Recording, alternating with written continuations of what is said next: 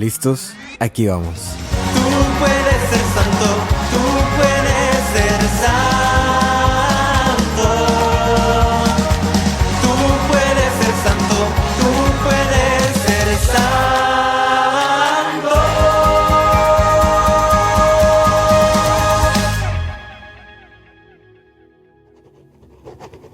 Para el discípulo más amado.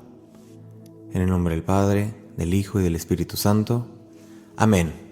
Bienvenidos a este nuevo episodio de Para el discípulo más amado, un programa del podcast Tú puedes ser santo. En este domingo 10 de diciembre del 2023 celebramos el segundo domingo de Adviento y tendremos esta reflexión no solamente sobre el Evangelio, pero sobre todas estas lecturas para ver cuál es el mensaje que Dios nos tiene en este segundo domingo de Adviento en preparación para la Navidad. Fíjense que he tenido en la mente muy presente pues un poco de los funerales. Un tío mío hace algunos días falleció, un tío muy querido para mí y para mi familia. Y para mí siempre se me ha dificultado el saber qué decir en un funeral. Siempre. Yo me quedo inmutado, me quedo sin palabras y en ocasiones hasta he dicho lo contrario, he dicho... no sé, se me han salido palabras como de... bueno, ahorita no se me viene a la mente, pero palabras que dices, ¿por qué dijiste eso? Esto no era para esto. Ya ven como cuando les pasa que cuando uno te dice felicidades y tú dices, a ti también, pero pues no es el cumpleaños de la otra persona.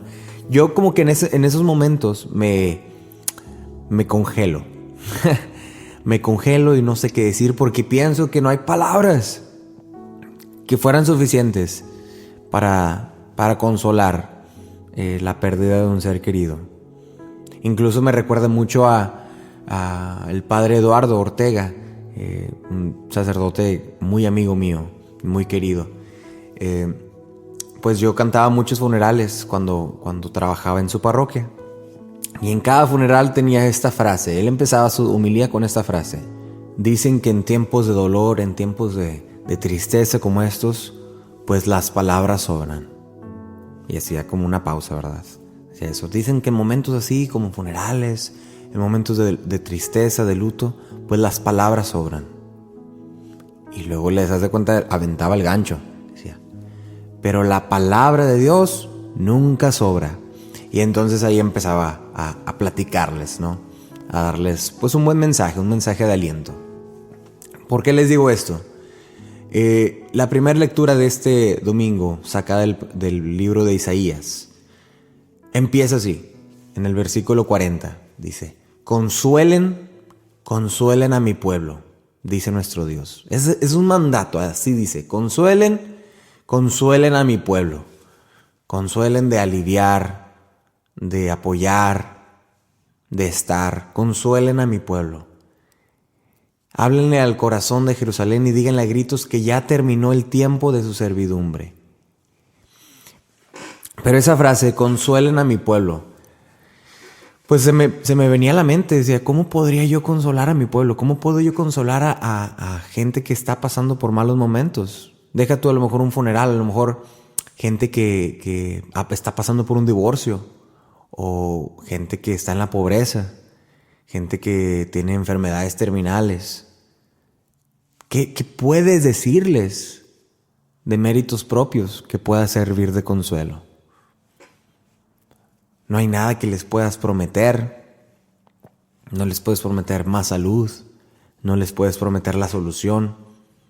No les puedes prometer que el marido o la esposa los amará de nuevo y que tendrán un matrimonio exitoso. No hay cosas que puedas prometer. Entonces yo decía, entonces ¿cómo se le puede consolar a una persona? Y claro, vemos en el Facebook y vemos en las redes sociales que a veces las palabras son muy livianas. La gente dice, ay, tú no te preocupes, todo va a estar bien. Y es que la realidad es que no siempre todo va a estar bien. Y en ese no siempre todo va a estar bien, en esa realidad de que pues la vida no es una vida de flores, de mariposas, de rosas.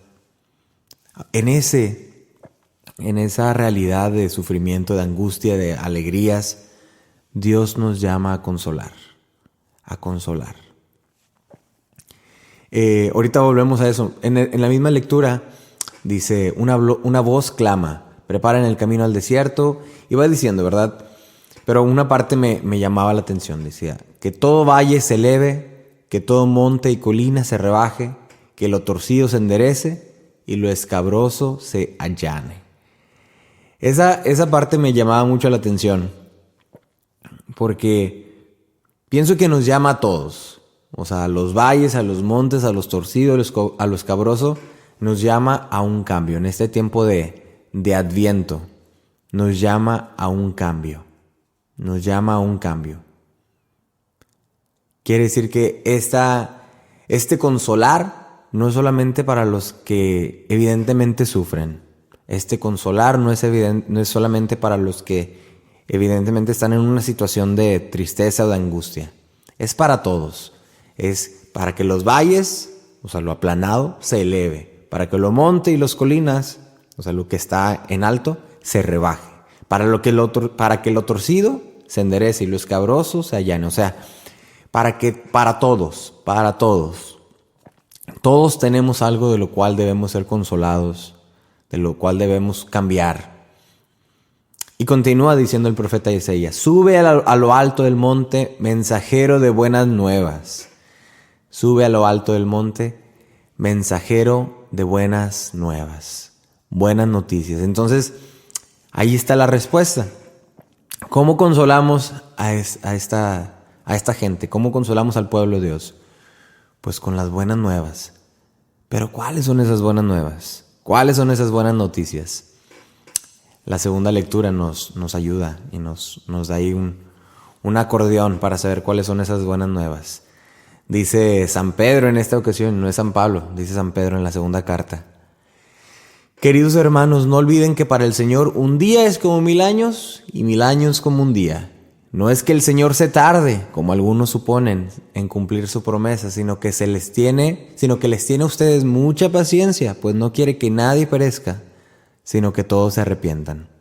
Y continúa San Pedro hablando, recalco una parte en la que dice, piensen con cuánta santidad y entrega deben vivir ustedes esperando y apresurando el día del Señor.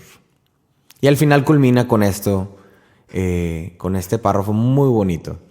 Por lo tanto, queridos hermanos, apoyados en esta esperanza, pongan todo su empeño en que el Señor los halle en paz con Él, sin mancha ni reproche. O sea, el llamado no solamente está en cambiar nosotros o en consolar a los demás para que también cambien sus caminos. Es estar sin mancha ni reproche y estar en paz con el Señor.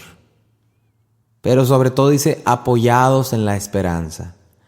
Apoyados en la esperanza. Y verán que el tema de la esperanza, yo creo que es el hilo conductor en estas tres lecturas. En la primera lectura veíamos eso del consuela. Consuela a mi pueblo que está desgarrado, Bueno, ve y consuélalo. Y ve a todo. Y súbete a lo alto y anuncia las buenas noticias. El mensaje de Isaías. El mensaje de San Pedro. No olviden que un día, que en cualquier momento esto puede pasar. El Señor cumple su promesa, pero les tiene paciencia porque quiere que todos, que nadie se pierda. Por lo tanto, apoyados en esa esperanza, pongan todo su empeño en que el Señor los halle con paz. Los halle en paz con Él, sin mancha ni reproche. O sea, que todos debemos estar en un constante cambio. Y el Evangelio de este domingo. El Evangelio según San Marcos, el primer capítulo, los primeros versículos. Pero el primer versículo yo creo que es el más potente. Dice, este es el principio del Evangelio de Jesucristo, Hijo de Dios. El libro del profeta Isaías está escrito y va haciendo referencia a la primera lectura que leímos. Pero dice, este es el principio del Evangelio de Jesucristo, Hijo de Dios. ¿Por qué es importante eso? Es como cuando vas con el doctor. Vas con el doctor y, digamos, estás esperando unos resultados. Porque probablemente tienes alguna enfermedad muy difícil, muy letal. Y estás esperando y, ay, ¿qué me va a decir? A ver si salió bien, a ver si salió benigno, maligno.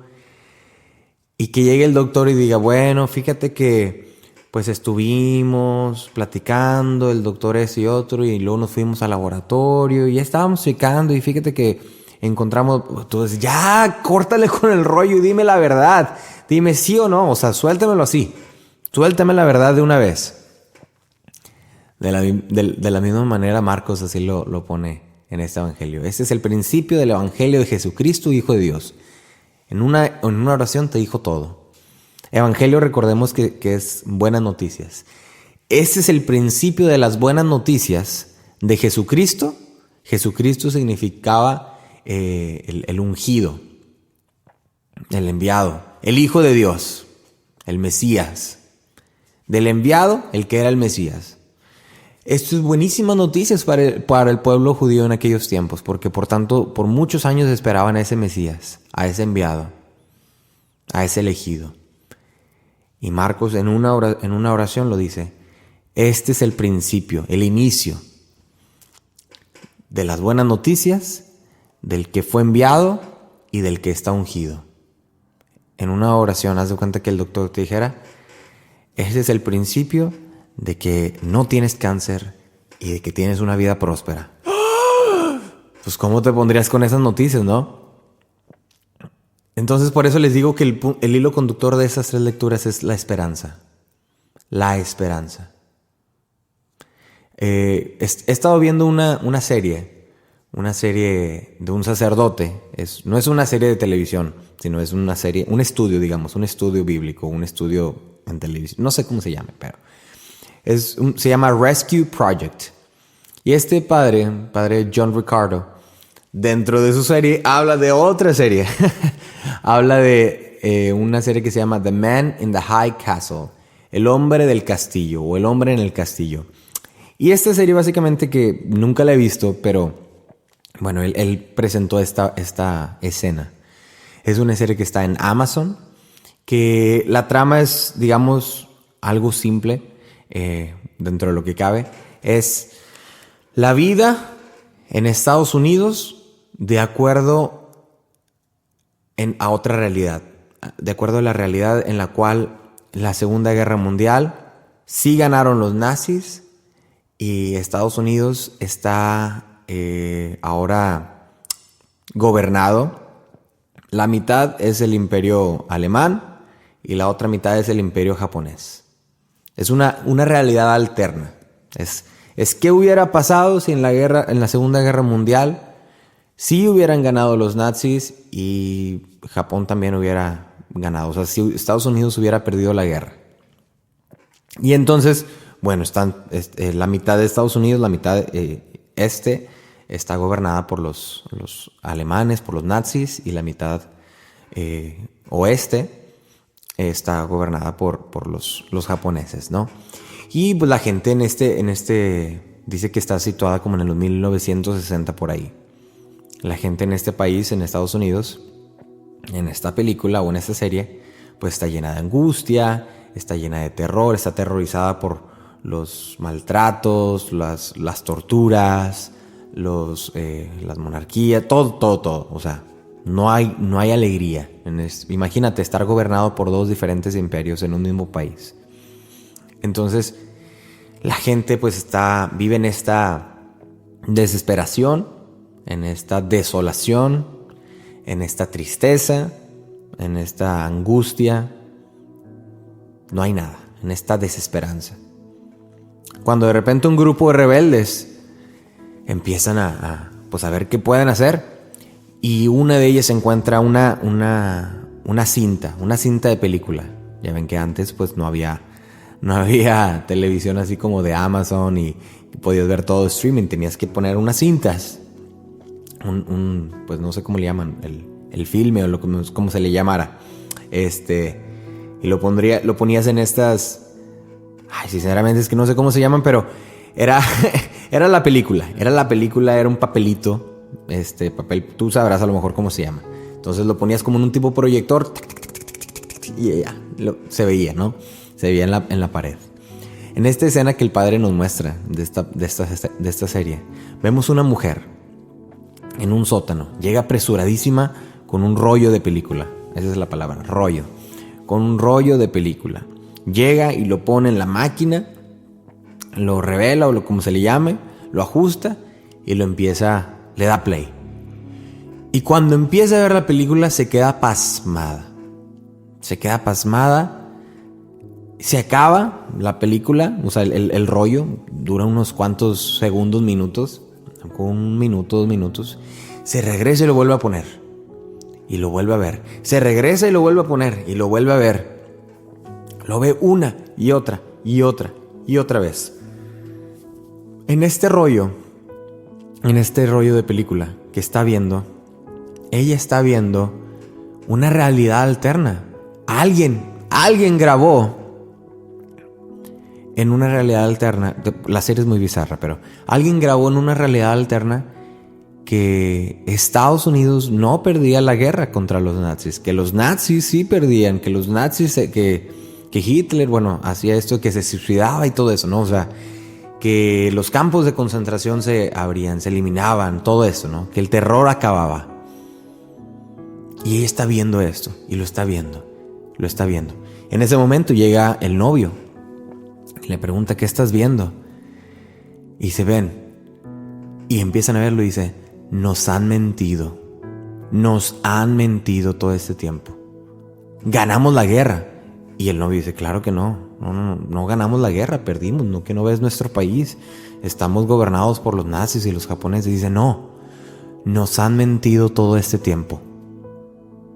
Y conforme la mujer está viendo este rollo de película, su semblante va cambiando. De ser un semblante de una mujer angustiada, una mujer en tristeza, empieza a llorar, empiezan a salir las lágrimas, empieza a sonreír, empieza a reírse incluso de alegría.